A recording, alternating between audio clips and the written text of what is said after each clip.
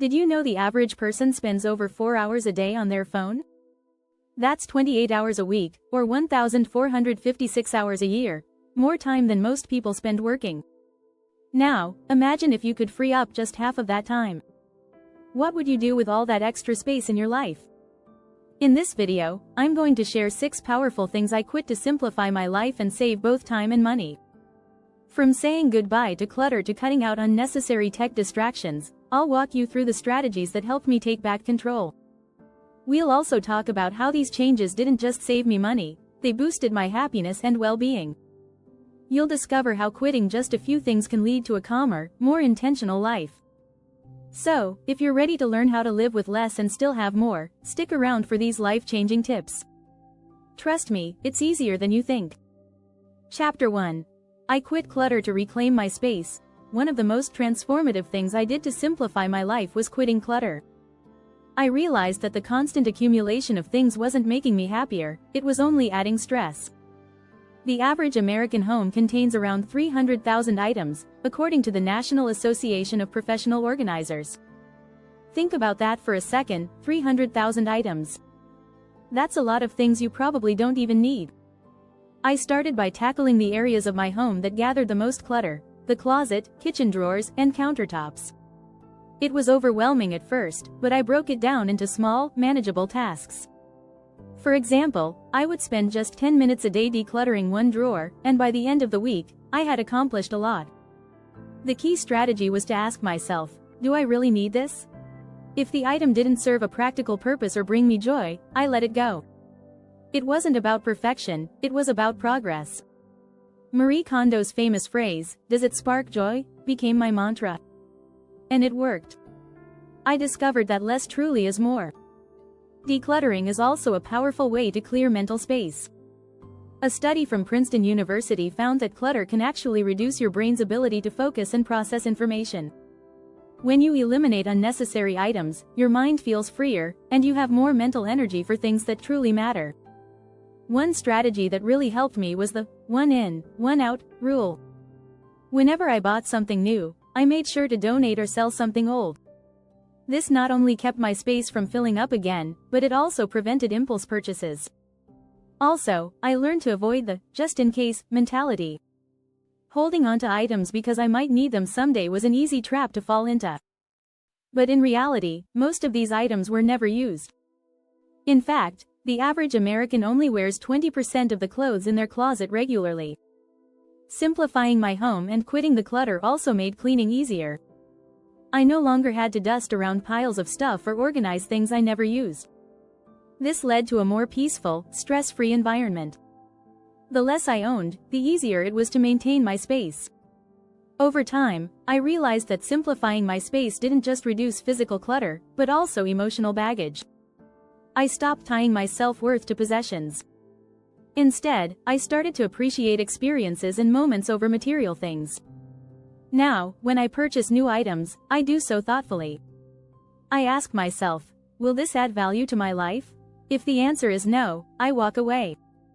This shift in mindset not only saves money but keeps my space calm and organized. Living with less allowed me to focus on what truly mattered.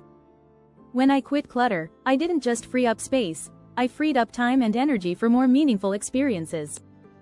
Chapter 2. I quit overscheduling to find true freedom. Another crucial change I made in my life was quitting the habit of overscheduling. I used to think that being busy equaled being successful, but the truth is, it just led to burnout.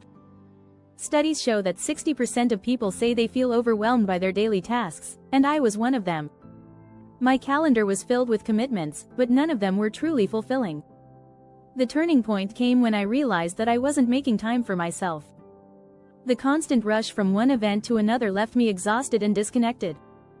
I started by blocking off me time on my calendar. At first, it felt uncomfortable, like I was wasting time. But soon, I realized that those moments of rest were necessary for my well-being. One strategy that helped me quit overscheduling was learning the power of no. In the past, I said yes to everything, whether it was work events, social gatherings, or volunteering opportunities. But once I understood the value of my time, I became more selective. I asked myself, is this worth my time? If the answer was no, I politely declined. Saying no wasn't easy at first. We live in a culture that often equates saying yes with being helpful or responsible. But I learned that saying no is actually an act of self-care and respect.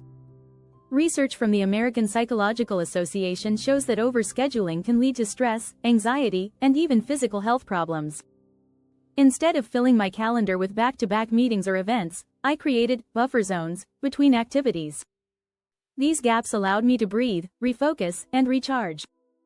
I also started setting boundaries with work. I stopped checking emails outside of office hours and let people know when I needed time off. It was empowering. I also learned to prioritize activities that brought me joy. Whether it was spending time with family, reading a book, or going for a walk, I made sure to carve out time for things that nurtured my mind and body. This shift in focus helped me realize that productivity doesn't always mean doing more. Sometimes, it means doing less and doing it well. Overscheduling also meant I was spending less time on the things that truly matter, like relationships and personal growth. When I quit overscheduling, I finally had the time to nurture my connections with loved ones and focus on my personal goals. I realized that quality is far more important than quantity. Now, my schedule is much simpler. I only commit to the things that align with my values and long-term goals. This has given me a sense of freedom that I never thought possible.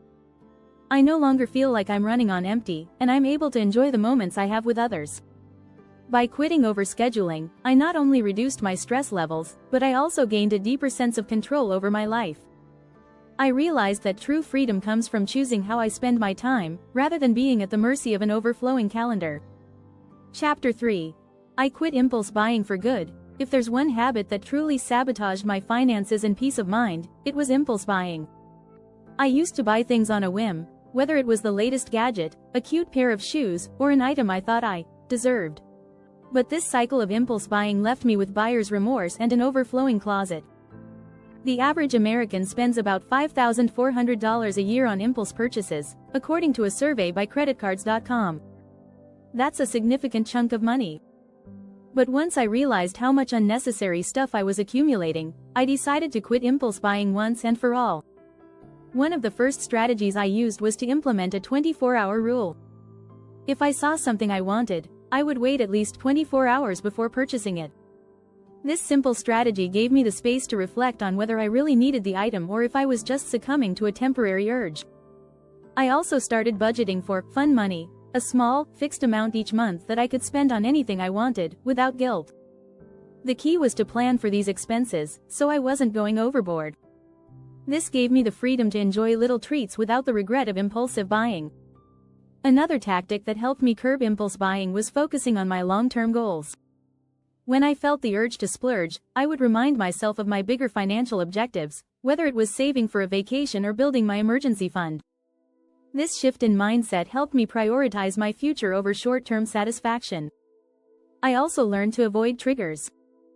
For example, I unsubscribed from promotional emails and stopped browsing online stores for fun. Studies show that people are more likely to make impulsive purchases when they're exposed to constant advertisements. By cutting out these distractions, I made it easier to stick to my budget. Shopping with a list became another game changer. Whether I was at the grocery store or browsing online, I made sure to only buy what I needed. This prevented me from wandering down aisles of temptation and kept my purchases intentional. Eventually, I began to appreciate the value of experiences over material possessions. A dinner out with friends or a weekend getaway brought me more joy than a new pair of shoes. Research from the Journal of Consumer Research shows that people are often happier when they spend money on experiences rather than things. Now, when I make a purchase, I'm more intentional. I ask myself, is this something that will enhance my life? If it's not, I don't buy it. This shift in thinking has not only saved me money but has also led to a more fulfilling and less cluttered life. By quitting impulse buying, I learned the value of thoughtful spending and became more in control of my finances. It was liberating to break free from the cycle of unnecessary purchases and focus on what truly brings me value. If you're finding these tips helpful, don't forget to subscribe to get more life-changing ideas on how to simplify and save. Chapter 4. I quit eating out to save big and eat healthier. One of the most eye-opening changes I made was quitting the habit of eating out regularly. Dining at restaurants, especially fast food, seemed convenient at the time. But when I took a closer look at my spending, I was shocked. According to the Bureau of Labor Statistics, the average American household spends around $3,000 a year on dining out. That's a lot of money for meals I could have easily prepared at home. To make the change, I first started meal planning. I would sit down on Sundays and plan out all my meals for the week. This gave me structure and helped me avoid the temptation of last-minute takeout. Meal prepping became my secret weapon, and I would cook in bulk so I could enjoy home-cooked meals throughout the week without much effort. Another important strategy was setting a grocery budget. I was surprised to find that when I focused on sticking to a set amount, I naturally became more conscious of what I bought. I started buying more whole ingredients, cutting down on processed foods, and even trying to buy in bulk. Not only did this save me money, but it also led to healthier meals. I also learned how to make my favorite restaurant meals at home. Cooking at home doesn't have to be complicated or time-consuming. With the help of YouTube videos and recipe apps, I was able to recreate dishes I loved for a fraction of the price. It felt great to enjoy the same flavors without the extra cost. Instead of eating out as a social activity, I began hosting dinner parties with friends. It was fun to cook together and share a meal at home. Studies show that sharing a home-cooked meal is not only more cost-effective but can also lead to stronger social bonds. Plus, it felt less rushed than dining at a crowded restaurant. Cooking at home also helped me become more mindful about what I was eating. I had control over portion sizes, ingredients, and nutritional content. This led to healthier choices and gave me the satisfaction of knowing exactly what went into my food. By quitting dining out, I started making healthier decisions without even realizing it. Over time, I started to appreciate the ritual of cooking. It became a creative outlet for me, and I began experimenting with new recipes. I discovered that cooking could be a form of self-care, not just a task. And as a bonus, my kitchen skills improved. Now, I reserve dining out for special occasions only. It's something I truly look forward to, rather than a regular habit. I've learned to enjoy the process of cooking, and it has been one of the most rewarding aspects of my minimalist journey. Chapter 5. I quit the keeping up with the Joneses mentality. The keeping up with the Joneses mentality was one of the hardest habits to quit. Society constantly tells us that we need more gadgets, bigger houses, fancier clothes. But I realized that trying to keep up with others was a never-ending cycle. Research shows that people often feel unsatisfied after comparing themselves to others, which can lead to stress and financial strain. The first step in breaking free was understanding that material possessions don't define my worth. I began to shift my focus away from the opinions of others and embraced a more personal definition of success. This mindset shift was inspired by books like The Minimalist Entrepreneur by Sahil Lavingia, where he talks about how minimalism can help you focus on your own goals, not societal expectations. Instead of buying things to impress others, I started asking myself, do I really need this? If the answer was no, I'd put it back. I began to appreciate what I already had and focused on making the most of it. Studies show that people who practice gratitude tend to be happier and more content. So, I made it a point to list things I was grateful for every day. One of the most important strategies I used was to avoid comparing myself to others. I stopped scrolling through social media as often and unfollowed accounts that triggered feelings of inadequacy. A study published in Cyberpsychology, Behavior, and Social Networking found that social media use is linked to feelings of jealousy and lower self-esteem. Reducing exposure to these platforms allowed me to focus on my own goals and values. I also learned the value of being content with less. Instead of buying things to fit in, I started to find joy in simpler pleasures, like taking a walk or spending time with family.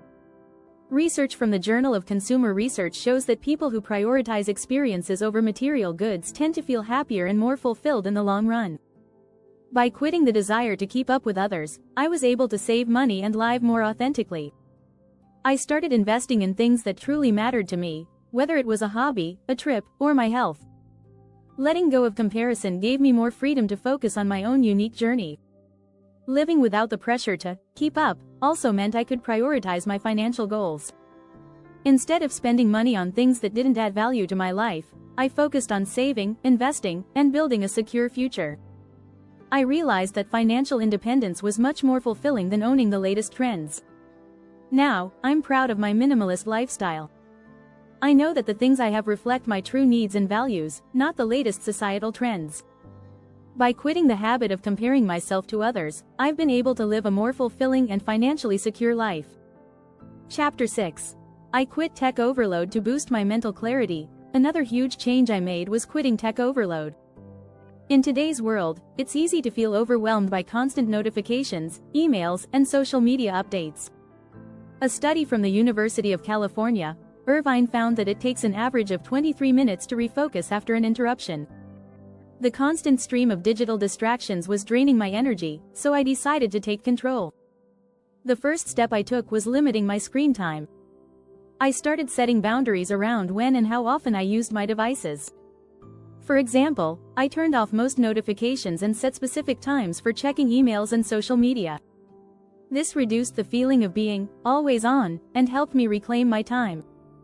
Another strategy was to schedule tech-free zones. I made my bedroom a no-tech zone, no phones, laptops, or tablets allowed. This helped me establish a better sleep routine, and I noticed I was feeling more rested and focused during the day. Research shows that blue light from screens can interfere with sleep quality, so cutting out tech at night made a huge difference. I also decided to delete apps that were taking up too much of my time. Social media was one of the biggest culprits. According to a Pew Research Center report, 70% of adults say they check social media at least once a day. By reducing my time on these platforms, I noticed that I felt less anxious and more present in my daily life. Instead of mindlessly scrolling through my phone, I began replacing that time with activities that fed my mind. I started reading books more often and practicing mindfulness. Studies have shown that mindfulness can improve focus and reduce stress, which has been a game changer for me. To further limit my tech usage, I created a tech-free morning routine. I started my day with a cup of coffee and some quiet time, rather than immediately reaching for my phone. This simple change helped me feel more centered and intentional throughout the day. By quitting tech overload, I was able to regain mental clarity and boost my productivity. I found that without the constant distractions, I could focus more on important tasks and make better decisions. My mind felt sharper, and I became more mindful of how I spent my time. Now, I consciously choose when to engage with technology, rather than letting it dictate my day. Quitting tech overload has given me the mental space to be more present and focused, ultimately simplifying my life in a way I never expected. Living without tech distractions has also improved my relationships. I now spend more time connecting with family and friends in person, which has deepened my connections. The less time I spent in front of a screen, the more time I had for the people and experiences that truly matter. By quitting tech overload, I not only simplified my daily routine but also improved my overall well-being. It's a change I never thought I needed, but it has made all the difference. If you found these tips helpful, make sure to subscribe for more simple and actionable ideas to help you live a better, more intentional life.